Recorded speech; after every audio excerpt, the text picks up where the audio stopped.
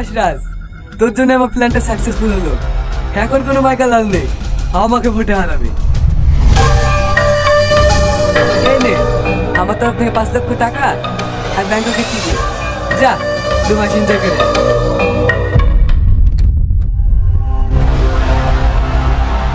ঠিক আছে দাদা।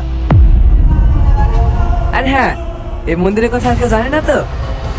না না দাদা, কেউ জানে না। এইসব কথা কাউকে বলা যায়? তোর বউ, তোর বউকেও বলিসনি তো?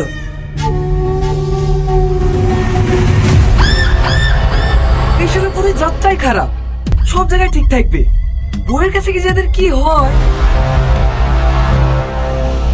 এটা বোন, 3 লক্ষ টাকা কালো মস্তান খেতে দিগা। রাজার বোঝানো কাজ সকালে সূর্য না দেখে। এইটা আপনি কি বলছেন দাদা? ওটা আমার বউ। শোন, ওর থেকে ভালো মাল যদি তোকে না এনে দিতে পারি, তাহলে আমাকে আর দাদা বলবি না। আর মেয়েদের ক্ষেত্রে চিনিস নি, ওদের পেটে কোনো কথা থাকে না। 2 মাস পর ইলেকশন তো, তার আগে দেখবি তোর দাদা জেলে ভরা আছে। তুই কি চাস আমি জেলে থাকি? না কিন্তু দাদা।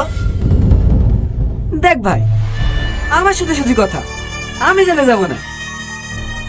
এখন তুই ভাব কি করবি, দুজন একসাথে মরবি না এনজয় করবি? Choice is yours.